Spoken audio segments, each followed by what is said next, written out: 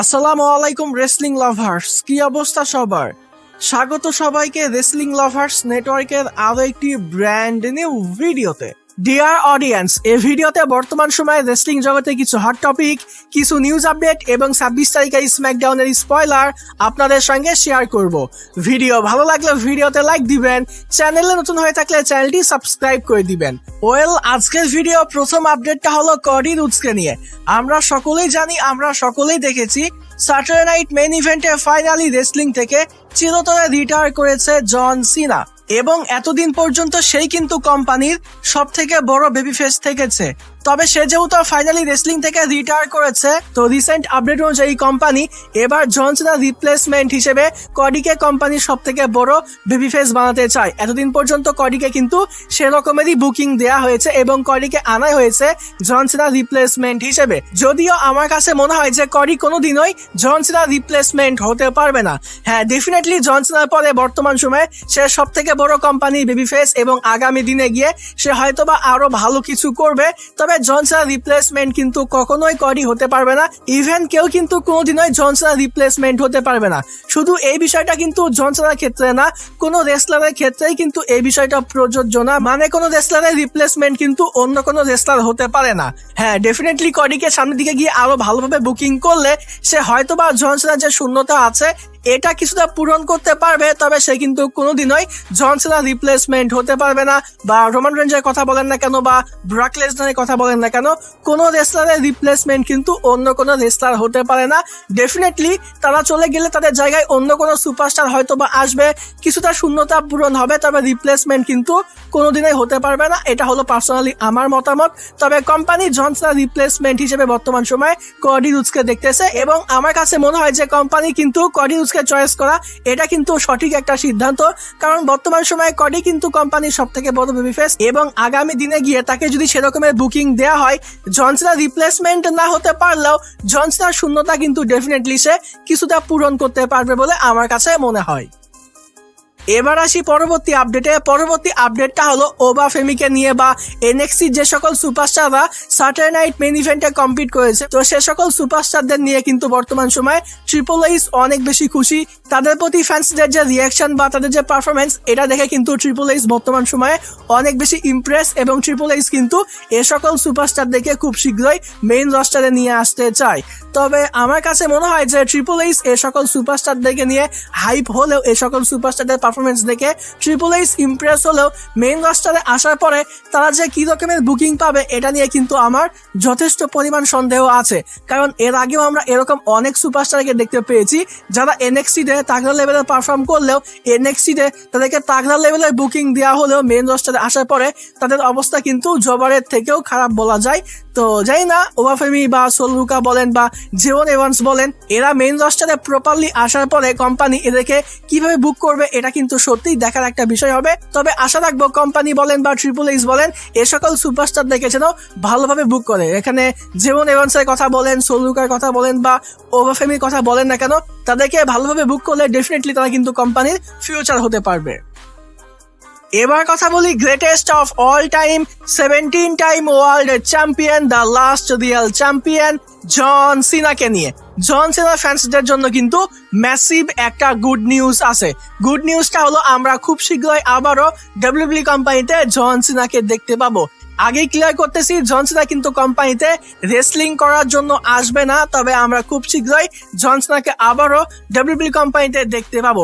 সে definitely কোম্পানির অন্য একটা কাজের জন্য আসবে, তবে একই সঙ্গে তার কিন্তু আমরা একটা প্রোমো সেগমেন্টও দেখতে পাবো। সম্ভবত এটা রেসলম্যানিয়া 42-তে হতে পারে, কারণ স্যাটারডে নাইট মেইন ইভেন্টে জন সিনা যখন রেসলিং থেকে রিটায়ার করে, তার রিটায়ার করার পরে আমরা কিন্তু জন সিনার কাছ থেকে কোনো রিটায়ারমেন্ট স্পিচ দেখতে পাইনি। সে কিন্তু ফ্যান্সদের উদ্দেশ্যে তার রিটায়ারমেন্টের ব্যাপারে কোনো কিছুই বলেনি। তবে এটা কিন্তু সব থেকে বেশি ফ্যান্সরা চাচ্ছিল, যেটা স্যাটারডে নাইট মেইন ইভেন্টে হয়নি, সেটা হয়তো আমরা সামনের দিকে গিয়ে দেখতে পাবো, এবং এক্সপেক্টেড যে আমরা সম্ভবত রেসলম্যানিয়া 42-তে জন সিনাকে দেখতে পাবো। তার একটা প্রোমো সেগমেন্ট দেখতে পাবো, সে হয়তোবা অন্য কাজের জন্য আসবে, তবে একই সঙ্গে সেটা রিটায়ারমেন্টের ব্যাপারেও কিছু বলবে। আর সত্যি বলতে আমি চাই যে ভাই জন সিনা আবারও ফিরে আসুক, তার রিটায়ারমেন্টের ব্যাপারে সে কিছু বলুক, কারণ এটা কিন্তু ভাই জন সিনা ডিজার্ভ করে। ফ্যান্সরা এই বিষয়টা ডিজার্ভ করে যে তার রিটায়ার করার পরে সে ফ্যান্সদের উদ্দেশ্যে তার রিটায়ারমেন্টের ব্যাপারে কিছু বলবে, যেটা স্যাটারডে নাইট মেইন ইভেন্টে হয়নি, সেটা যেন আগামী দিনে গিয়ে হয়, এটা তো পার্সোনালি আমি চাই। আপনিও কি চান? অবশ্যই এই ভিডিওতে কমেন্টে জানিয়ে দিবেন। এবার আসি পরবর্তী স্টোরিতে। পরবর্তী স্টোরিটা হলো ট্রাইবাল চিফ রোমান রেইন্স এবং বিস্ট ইনকার্নেট ব্রক লেসনারকে নিয়ে। রোমান রেইন্স এবং ব্রক লেসনার আবারও কবে রিটার্ন করবে, তাদেরকে আমরা আবারও কবে দেখতে পাবো, তো এ ব্যাপারে কিন্তু প্রপার একটা আপডেট পাওয়া গিয়েছে। তো বলা হচ্ছে 2026 সালের প্রথম যে মানডে নাইট রয় শো জানুয়ারি 5 তারিখে আমরা ফাইনালি ব্রক লেসনার এবং জন সিনা এই দুজনকেই সেই শোতে দেখতে পাবো। এটা কিন্তু বলা যায় অলমোস্ট কনফার্ম। রোমান রেঞ্জের বিষয়টা কিন্তু আমি অনেক আগেই জানিয়ে দিয়েছি যে এক্সপেক্টেড যে জানুয়ারি 5 তারিখে আমরা রোমান রেঞ্জকে সেখানে দেখতে পাবো, তবে এখন কিন্তু ব্রক লেসনারের নামটাও সামনে এসেছে। তো বলা হচ্ছে জানুয়ারি 5 তারিখে 2026 সালে প্রথম যে মানডে নাইট রয় শো হবে সেখানে আমরা বিস্ট ইনকার্নেট ব্রক লেসনার এবং ট্রাইবাল চিফ রোমান রেইন্স দুজনকেই দেখতে পাবো। তো আশা করছি ব্রক লেসনার এবং রোমান রেইন্স কবে রিটার্ন করবে এই বিষয়টা আপনারা জানতে পেরেছেন। এই মাসে আমরা কিন্তু রোমান রেইন্স আর ব্রক লেসনারকে দেখতে পাবো না। জন সিনার রিটায়ারমেন্টে যেহেতু ব্রক লেসনার এবং রোমান রেইন্স আসেনি, তো অন্য কোনো জায়গায় কিন্তু এবছর আমরা আর রোমান রেইন্স বা ব্রক লেসনারকে দেখতে পাবো না। তারা ফাইনালি 2026 সালের প্রথম যে মানডে নাইট রয় শো জানুয়ারি 5 তারিখে সেখানেই কিন্তু আসবে, এমনটাই কিন্তু রিসেন্ট আপডেটে বলা হচ্ছে। এবার আসি পরবর্তী আপডেটে। পরবর্তী আপডেটটা হলো বিস্ট ইনকার্নেট ব্রক লেসনারকে নিয়ে। তো ব্রক লেসনারের জন্য বলা যায় যে একটা স্যাড নিউজই আছে, আর এটা কিন্তু রিসেন্ট একটা আপডেট। রিসেন্ট বলতে এটা কিন্তু আজকেরই একটা আপডেট। আমি জানি না এই ভিডিওটা কখন আপলোড হবে, তবে এটা কিন্তু আজকেরই আপডেট। তো যাই হোক, আপডেটে বলা হচ্ছে আমরা রেসলম্যানিয়া 42-তে গান্থার এবং ব্রক লেসনারের মধ্যে ম্যাচ দেখতে পাবো। এখন কথা হলো আপডেটে কিন্তু এই বিষয়টাও বলা হচ্ছে যে গান্থার ব্রক লেসনারকে রিটায়ার করাবে। ব্রক লেসনার ডেফিনেটলি রেসলম্যানিয়া 42-তে তো রিটায়ার করবে না, সে হয়তোবা 2026 সালে সামারস্ল্যামে কিংবা 2026 সালে সে রেসলিং থেকে রিটায়ার করবে না। সে রিটায়ার করলে হয়তোবা 2027 সালে হবে। তো রেসলম্যানিয়া 42-তে গান্থার এবং ব্রক লেসনারের মধ্যে যদি ম্যাচ হয় তাহলে ডেফিনেটলি এখানে গান্থার কিন্তু ব্রক লেসনারকে হারাবে। তো পরবর্তী সময়ে ব্রক লেসনার এবং গান্থারের মধ্যে ম্যাচ হলে আমরা কিন্তু অবভিয়াসলি এটা ধরেই রাখবো যে সেখানে গান্থার ব্রক লেসনারকে হারাবে। মানে এটা তো হবেই, তবে একটা সম্ভাবনা থেকেই যায় যে ব্রক লেসনার গান্থারকে সেখানে হারাতেও পারে। তবে রেসলম্যানিয়াতে যদি এই ম্যাচটা হয়ে যায় তাহলে কিন্তু সেই ম্যাচটার প্রতি আমাদের কোনো হাইপ থাকবে না। তবে আপডেটে বলা হচ্ছে, মানে রিসেন্ট আপডেটে বলা হচ্ছে যে রেসলম্যানিয়া 42-তে আমরা ব্রক লেসনার এবং গান্থারের মধ্যে ম্যাচ দেখতে পাবো। আবার এই বিষয়টা নিয়ে কিন্তু আরো একটা আপডেট আছে, তবে এই আপডেটটা কিন্তু 2 দিন আগের বা গতকালকেও বলা যায়। তো এই আপডেটে বলা হচ্ছে যে আমরা এজে স্টাইলস এবং গান্থারের মধ্যে ম্যাচ দেখতে পাবো। এই আপডেটটা কিন্তু গতকালকের, মানে গতকালকের মানডে নাইট শোতে আমরা কিন্তু গান্থার এবং এজে স্টাইলস এর মধ্যে একটা ফেস অফ দেখতে পেয়েছি। তো কোম্পানি কিন্তু এখানে ক্লিয়ার একটা হিন্ট দিয়েছে যে আমরা ফিউচারে গিয়ে গান্থার এবং এজে স্টাইলস এর মধ্যে ম্যাচ দেখতে পাবো। ডেফিনেটলি তারা এখন অন্য ডিরেকশনে যাবে। তবে রেসলম্যানিয়া 42-তে গান্থার এবং এজে স্টাইলস এর মধ্যে ম্যাচ হওয়ার কিন্তু অনেক বেশি সম্ভাবনা আছে।